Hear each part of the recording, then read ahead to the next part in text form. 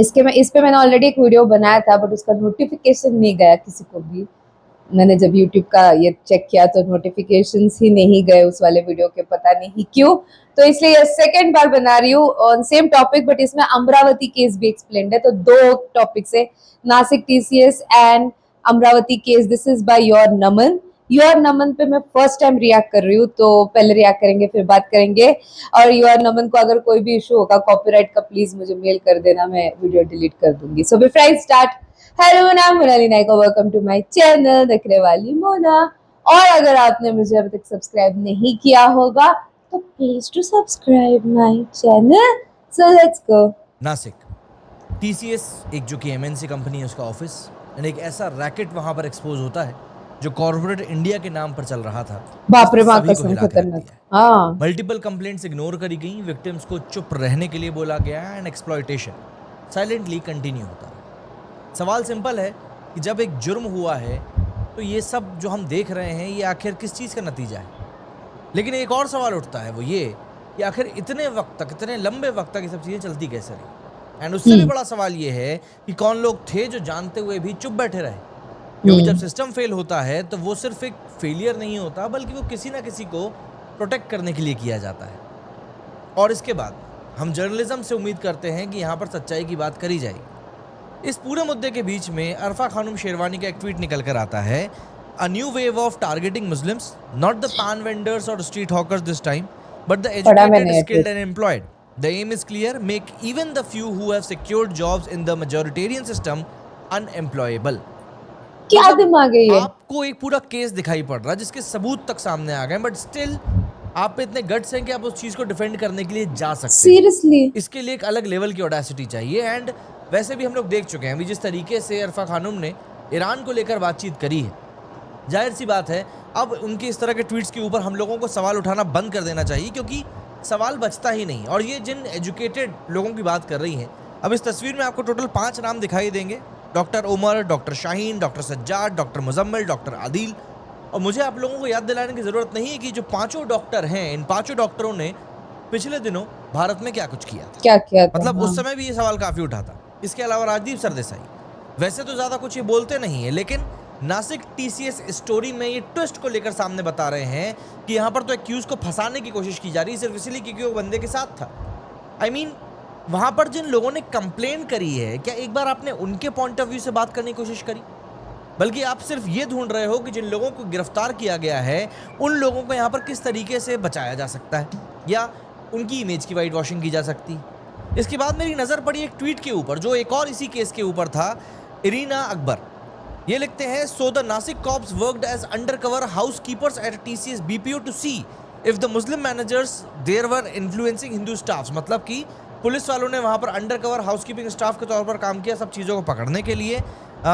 Aren't the cops supposed to manage law and order instead of eavesdropping on coast workers and conversations in a private office? मतलब कि उनका law and order maintain करना होता, दूसरों की बातें सुनना नहीं होता। मेरा यहाँ पर कहने का मतलब सिर्फ इतना है कि एक बार खुद आप अपने इस ट्वीट को पढ़िए और समझिए कि आप क्या कह रही हैं। बाप रे, लॉ एंड ऑर्डर देखना पुलिस का काम होता है, एंड वहां पर ऑफिस के अंदर लॉ एंड ऑर्डर मेंटेन नहीं था। लोगों के ऊपर प्रेशराइज किया जा रहा था उनको कन्वर्जन के लिए, उनके ऊपर फप्तियां कसी जा रही थी, हैरेसमेंट किया जा रहा था। उसी चीज को रोकने के लिए पुलिस वहां पर पहुंची थी। लेकिन वही बात है, जब इस तरह की बातें निकलकर सामने आती हैं तब विक्टिम कार्ड जेब से बाहर आ ही जाता है। एंड ये विक्टिम कार्ड का नतीजा है कि आप देखेंगे कि देश भर में जो लोग धुरंधर को प्रोपेगेंडा बताने का काम कर रहे थे वो इस एक रियलिटी वाले केस के ऊपर चू भी नहीं कर रहे हैं। नमस्कार दोस्तों, मेरा नाम है 4-5 वीडियो बनाने वाले केसेस के बारे में बात करने वाले हैं। वो सिर्फ नॉर्मल से केसेस नहीं है, बल्कि एक पैटर्न है, एक मॉडल है, एक सिस्टम है जो कि निकल के लगातार सामने आ रहा है। नासिक का जो एक केस हुआ TCS का, ये तो एक केस है। इसके अलावा अमरावती में भी एक केस एक्सपोज हुआ जहां पर कि तनवीर नाम के एक लड़के ने 180 से भी ज़्यादा लड़कियों को एक्सप्लॉइट किया, उनके वीडियोस बनाए, फोटोज खींचे, उनसे पैसे एक्सटॉर्ट किए एंड यहाँ पर मुस्लिम लड़कियों के साथ भी शोषण किया गया। इसके अलावा भोपाल से भी एक मामला निकल कर आया, जी हमारे भोपाल से तो इतने मामले निकल कर आते हैं कि पूछिए मत, जहाँ पर कि एक लड़की को एक लड़के ने फुसलाया, गलत नाम बताकर, मजहब गलत बताकर, उसको ग्वालियर बुलाया, 7 दिनों तक उसको होटल में रखकर किया एंड फिर उसके बाद जो लड़की गर्भवती हो गई तब उसको डरा धमका कर भगा दिया एंड उससे परेशानी के हवाला देकर 50,000 रुपए भी ले लिए। मतलब आप समझिए यहाँ पर किस लेवल पर चीज़ें चल रही हैं। दोस्तों, नासिक वाले केस में जो SIT प्रोब हुई है उसके अकॉर्डिंग नासिक के जो TCS ऑफिस है उसके सेटअप में एक ऑर्गेनाइज एक्सप्लॉयटेशन का रैकेट चल रहा था।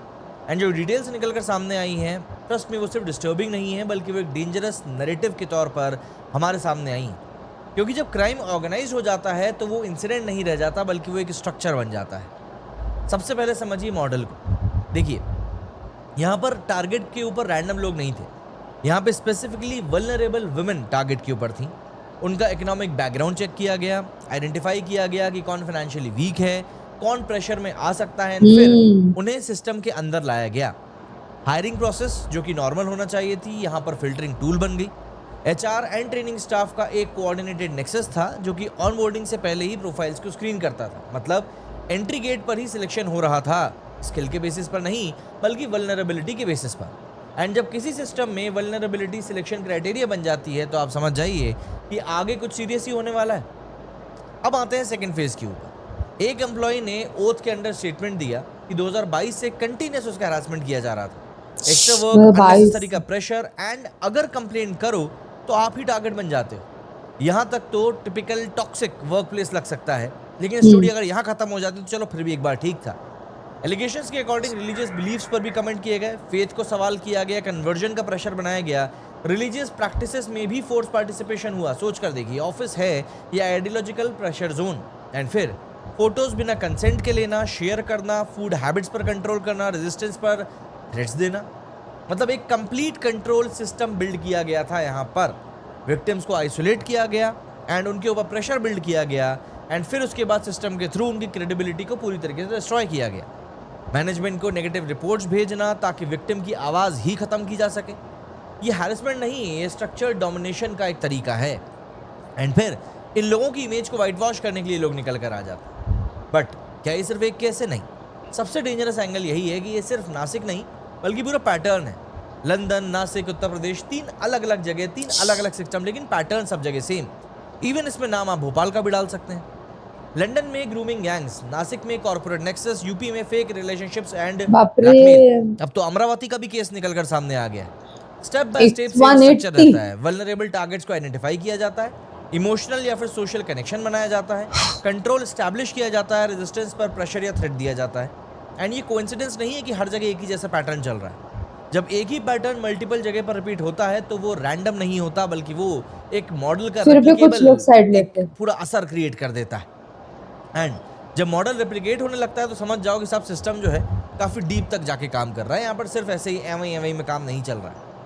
अब आते हैं सबसे अनकंफर्टेबल पार्ट के ऊपर। सिस्टम फेल हुआ कैसे?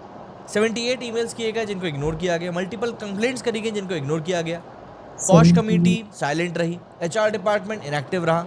अगर इतने सिग्नल्स के बाद भी एक्शन नहीं लिया गया तो ये सिर्फ नेग्लिजेंस तो शायद नहीं हो सकता, ये या तो इनकॉम्पिटेंस है या फिर ये डिलिबरेट इग्नोरेंस है। एंड दोनों ही केसेस में ये चीज़ डेंजरस है। एंड एक और सवाल, अगर 2022 से ये सब चल रहा था तो फिर आखिर किसी ने इसको एस्केलेट क्यों नहीं की? किसी सीनियर लेवल पर रेड फ्लैग क्यों नहीं गया? या आप इस बात को समझिए, हो सकता है इग्नोर डिलिबरेटली इसको किया जा रहा, क्योंकि जब सिस्टम प्रोटेक्ट करने के बजाय इग्नोर करने लगता है तो वो नेचुरल नहीं रह जाता बल्कि वो इनडायरेक्टली सपोर्ट सिस्टम बन जाता है। अब समझो यहाँ पर असली game, power structure, team leader, HR, reporting system, सब कोई इंटरकनेक्टेड था। विक्टिम्स कंप्लेन करें तो उसके अगेंस्ट रिपोर्ट जनरेट हो जाती थी। मतलब सिस्टम तुम्हें प्रोटेक्ट नहीं करेगा लेकिन सिस्टम तुम्हें पनिश जरूर करेगा। जब सिस्टम ही हथियार बन जाता है तो ऑब्वियस सी बात है विक्टिम के पास में ऑप्शंस पूरी तरीके से खत्म हो जाते हैं। इसीलिए ऐसे केसेस बाहर नहीं आते थे क्योंकि लोग डरते थे कंप्लेंट करने में। और कुछ सवाल जो सीधे सीधे जवाब मांगते हैं वो ये कि क्या पहले वार्निंग्स इग्नोर करी गई, क्या कंप्लेनेंट्स पर प्रेशर बनाया गया, 78 ईमेल्स इग्नोर कैसे हो गई, एचआर ने एक्शन क्यों नहीं लिया, एंड 2022 से केसेस पेंडिंग अभी तक क्यों हैं। एंड सबसे बड़ा सवाल, कितने लोग और होंगे जो रिपोर्ट ही नहीं कर पाए, कितने ऑफिसेस और ऐसे ही होंगे जहां पर ये सब चल रहा होगा। दूसरे केस की अगर हम लोग बात करें जो अमरावती महाराष्ट्र से निकल कर आया है, वहाँ पे एक 19 साल का लड़का एंड उसके फ़ोन से मिले हैं 350 से भी ज़्यादा वीडियोस। सिर्फ नंबर्स नहीं है, ये कहानी है हंड्रेड्स ऑफ विक्टिम्स की। सवाल ये है कि एक इंसान इतना बड़ा नेटवर्क चला कैसे रहा था। दोस्तों, अमरावती का जो ये केस निकल कर आया है ये सिर्फ एक क्राइम का केस नहीं है बल्कि एक डिस्टर्बिंग पैटर्न है जो कि एक्सपोज होता है।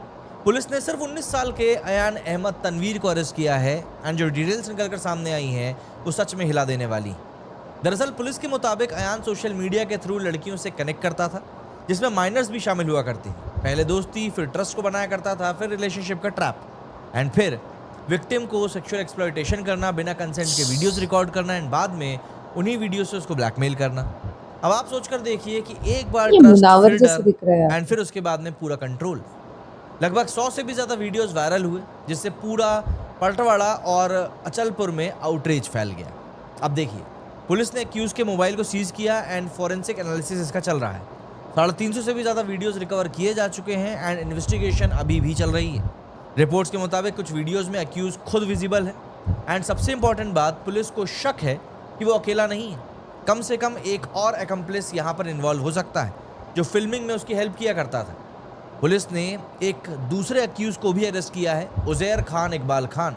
इस पर आरोप है कि इसने वीडियोस डाउनलोड करके सर्कुलेट किए। मतलब क्राइम सिर्फ एक जगह नहीं हुआ, बल्कि एम्पलीफाई किया गया, एंड इसी वजह से कंटेंट तेजी से वायरल हुआ। अयान के खिलाफ भारतीय न्याय संहिता BNS के सेक्शन 294, पॉक्सको एक्ट, IT एक्ट के तहत भी यहाँ पर केस दर्ज किया गया है। इस केस ने पॉलिटिकल टर्न भी ले लिया है। रिपोर्ट्स के मुताबिक एक्यूज का पास लिंक AIMIM असदुद्दीन ओवैसी की पार्टी से निकला है। बीजेपी लीडर्स ने इलेक्शन के दौरान उसके लिंक्स का इशू उठाया है, लेकिन AIMIM के लिंक क्लियर कर दिया है कि वो अब पार्टी से एसोसिएटेड नहीं है। लेकिन यहाँ पर इंपॉर्टेंट बात ये नहीं है कि वो किस पार्टी से लिंक था, इंपॉर्टेंट ये है कि क्राइम हुआ कैसे एंड सिस्टम ने रोका क्यों नहीं। सबसे बड़ी बात, जितने भी बड़े बड़े लोग अगेन धुरंधर को लेकर बोल रहे थे कि प्रोपेगेंडा मूवी है, यहाँ पर एक असलियत निकलकर सामने आई, जहाँ पर कि लड़कियों की इज्जत के साथ में खेला गया है। उस चीज़ को लेकर भी ये लोग कुछ नहीं बोल रहे हैं। इस इंसिडेंट के बाद में रीजन में ऑब्वियस ही बात है, प्रोटेस्ट शुरू हो गया। कुछ हिंदू ऑर्गेनाइजेशंस ने बंद का कॉल किया। लॉ एंड ऑर्डर मेंटेन करने के लिए एक्स्ट्रा पुलिस फोर्स भी डिप्लॉय करी गई है। SP विशाल आनंद सिंगरी ने विक्टिम्स के फैमिली से अपील की है कि वो आगे आएँ। उन्होंने एश्योरेंस दिया है कि आइडेंटिटी कॉन्फिडेंशियल रखी जाएगी एंड लीगल सपोर्ट यहाँ पर प्रोवाइड किया जाएगा। लेकिन जानते हैं सबसे बड़ा इशू क्या है? वो है सोशल स्टिग्मा का। इसी वजह से अभी तक कोई फॉर्मल कंप्लेंट फाइल नहीं हुई है। समझ के देखिए आप, अगर 350 वीडियोस रिकवर हुए हैं तो एक्चुअल नंबर कितना रहा होगा? कितने विक्टिम्स होंगी जो सामने आ ही नहीं पाई? सबसे इंपॉर्टेंट बात, अगर एक 19 साल का लड़का इतना बड़ा नेटवर्क चला सकता है तो क्या वो अकेला था या पीछे कोई और सिस्टम भी इसके काम कर रहा था? अथॉरिटीज़ ने लोगों से अपील करी है कि ऑब्जेक्शनेबल कंटेंट शेयर ना करें एंड इन्वेस्टिगेशन में कोऑपरेट करें, क्योंकि ये सिर्फ एक केस नहीं बल्कि एक सीरियस वार्निंग है। अब चाहे आप नासिक के केस की बात कर लें या अमरावती के केस की बात कर लें, यहाँ पर आपको एक क्लियर पैटर्न दिखाई देगा।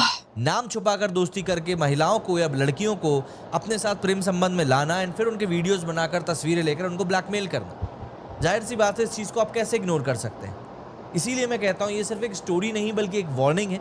जब वल्नरेबल लोग टारगेट होते हैं एंड सिस्टम साइलेंट रहता है, तब एक्सप्लॉयटेशन सीधे सीधे ग्रो करता है।